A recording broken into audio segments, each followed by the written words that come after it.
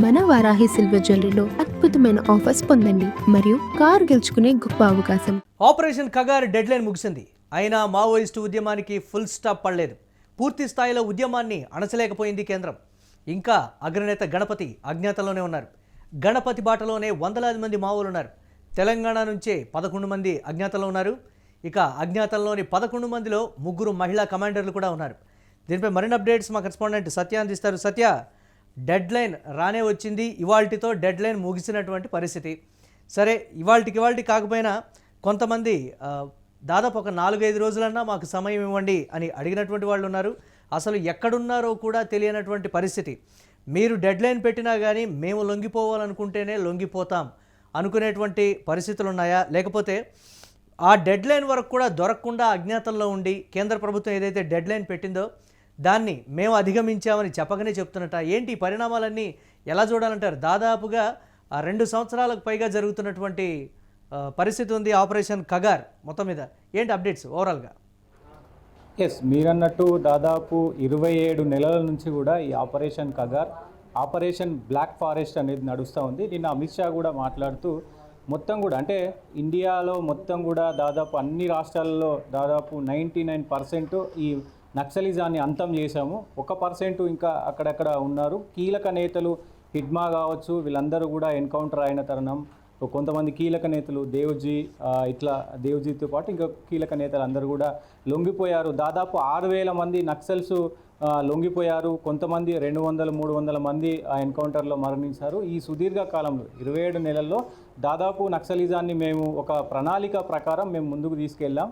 గత ప్రభుత్వాలు కూడా కొంత మరి వీటికి ప్రోత్సాహం ఇచ్చాయి కాబట్టే ఈ నక్సలిజం అనేది పెంపొందింది తప్ప ఇప్పుడు మేము తీసుకున్నటువంటి సిచ్యువేషన్ రాజ్యాంగబద్ధంగా ఏదైనా అవుతుంది, కానీ రాజ్యాంగం బద్ధంగా కాకుండా ఇటు తుపాకులు పట్టుకొని మొత్తం రాజ్యాంగాన్ని తన చేతిలోకి తీసుకుంటుందంటే ఎట్లా అంటూ కూడా ఆయన నిన్న మాట్లాడిన పరిస్థితి. ప్రస్తుతం ఇటు తెలంగాణకు సంబంధించి కూడా తెలంగాణలో ఇంకొక 11 మంది నక్సల్స్ ఉన్నారు. వాళ్ళ పరిస్థితి ఇప్పటివరకు ఎలాంటి అప్డేట్ లేదు. దాంతోపాటు దేశవ్యాప్తంగా కూడా ఇంకొంతమంది దాదాపు 300 పైచీలకు మావోయిస్టులు నక్సల్స్ ఉన్నట్టు తెలుస్తూ ఉంది. ఇంకా కొన్ని గంటలలో ఈ ఆపరేషన్ కగార్ డెడ్ లైన్ అనేది ముగియనుంది.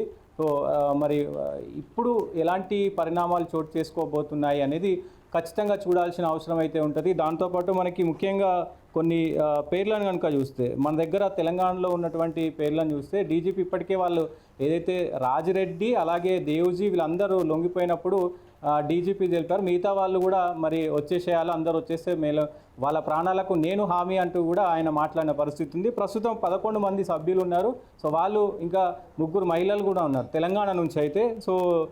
పసునూరి ఏదైతే నరహరి అలియాస్ సంతోష్ ఉన్నారు, వార్తా శేఖర్ అలియాస్ ముగ్ధు ఉన్నారు, జోడి రత్నాబాయ్, సుజాత, అలాగే నక్క సుశీల అలియాస్ రేలా, అలాగే భాగ్య అలియాస్ రూపీ, వీళ్ళందరూ కూడా ఉన్న పరిస్థితి ఉంది. దాంతోపాటు ముఖ్యంగా కీలక నేత మాజీ కార్యదర్శి మరి గణపతి కూడా ఉన్నారు. ఇట్లా వీళ్ళందరూ కూడా తెలంగాణ నుంచి ఉన్నారు. వీళ్ళందరూ లొంగిపోతే దాదాపు ఈ 11 మంది లొంగిపోతే కనుక మావోయిస్టు రైత రాష్ట్రంగా ఏర్పడేది తెలంగాణ కూడా.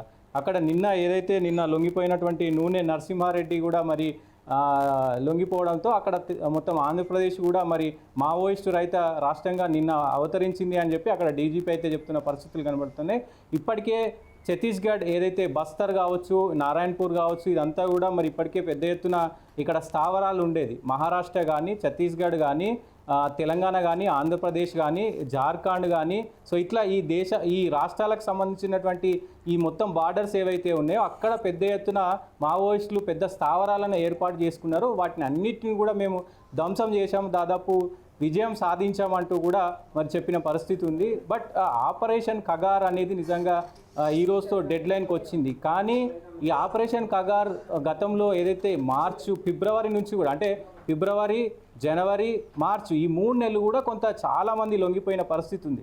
మరి వీళ్ళు ఇంకా ఎందుకు లొంగిపోలేదు అనేది పెద్ద పాలసీ వైజ్గా చూస్తే తెలంగాణలో సరళమైనటువంటి పాలసీ, ఆకట్టుకునేటువంటి పాలసీ ఉంది కదా. మావోలు లొంగుబాటుకు సంబంధించి కావచ్చు, అన్ని రాష్ట్రాల కంటే మనమే ఇంకా అంటే తెలంగాణ రాష్ట్రం ఇంకా వెసులుబాటు కల్పించేటువంటి పరిస్థితులే ఉన్నాయి. ప్రోత్సాహకాలు కూడా ఎక్కువగా కల్పించేటువంటి పరిస్థితులు ఉన్నటువంటి ఈ రాష్ట్రంలో ఎందుకు ఇబ్బంది ఉంది అనేటువంటి మాట. తెలంగాణలోనే ఎందుకు 11 మంది మావోయిస్టులు ఇంకా లొంగిపోవాల్సినటువంటి పరిస్థితి అనేది దీన్ని ఎలా చూడాలంటారు?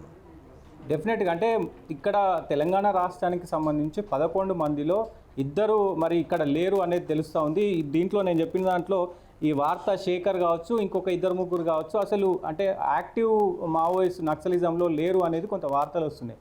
సో ఎవరెవరు యాక్టివ్ ఉన్నారు ఏంటి అనేది చెప్పాల్సిన బాధ్యత పోలీసుల పైన ఉంటుంది. కాబట్టి మరి ఈరోజో రేపు ప్రెస్ మీట్ పెట్టి ఏమైనా వాళ్ళకి సంబంధించినటువంటి డీటెయిల్స్ ఏమైనా చెప్తారా లేదా అనేది చూడాల్సిన అవసరం అయితే ఉంది. ప్రస్తుతం ఆ దేశంలోనే కీలకంగా ఉన్నటువంటి మరి ఆయనను పెద్ద ఎత్తున మరి వెతుకుతూ ఉన్నారు. ఆయనకు సంబంధించి ఇప్పటికే మొత్తం వ్యవస్థ అంతా కూడా పనిచేస్తూ ఉంది. ఏదైతే ఈ బెస్రా ఉన్నాడో, ముసిరి బెస్రా ఉన్నాడో ఆయన కోసం ప్రత్యేకంగా గాలిస్తూ ఉన్నారు.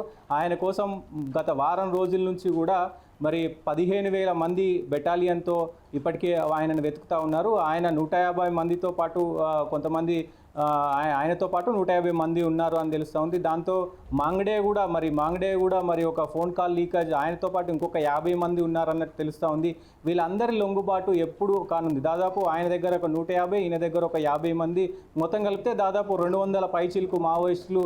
వీళ్ళందరూ ఇంకా మరి అడవిలోనే ఉన్నారు, అక్కడే ఉన్నారు అనేది తెలుస్తూ ఉంది. సో వీళ్ళు ఎందుకు లొంగిపోతలేరు అనేది క్వశ్చన్ మార్క్ మారింది. కానీ ప్రభుత్వం అనుకున్నట్టుగా సాధించిందా అనే క్వశ్చన్ మార్క్ అయితే ప్రస్తుతానికి ఉన్నది. దాంతోపాటు మరి ఇంకా ఈరోజు ఏమైనా లొంగుబాటలో పట్టి మరి ఈరోజు ఏమైనా లొంగిపోయే అవకాశాలు ఉన్నాయా, రేపు ప్రెస్ మీట్ పెట్టి మరి ఏమైనా చెప్పే అవకాశాలు ఉన్నాయా? కానీ ఇప్పటివరకు అసలు ఈ ఆపరేషన్ కగార్ డెడ్ లైన్ వరకు మొత్తం ఇప్పటికే ఒక రోజు ముందో లేదంటే 2 రోజుల ముందో మొత్తం ఆపరేషన్ కగార్కు సంబంధించినటువంటి మొత్తం కూడా డీటెయిల్స్ గతంలో అనుకున్నారు పోలీసులు. డీటెయిల్స్ ముందు చేయాలి అంటే ఆపరేషన్ కగార్ కంటే ముందే ఏదైతే డెడ్ లైన్ ఉందో దానికంటే ముందే మావోయిస్టు రహిత దేశంగా, మావోయిస్టు రహిత రాష్ట్రాలుగా మేము ముందే ప్రకటిస్తామని చెప్పి కేంద్ర ప్రభుత్వం చెప్పింది. రాష్ట్ర ప్రభుత్వాలు కూడా చెప్పిన పరిస్థితి కనబడుతూ ఉంది.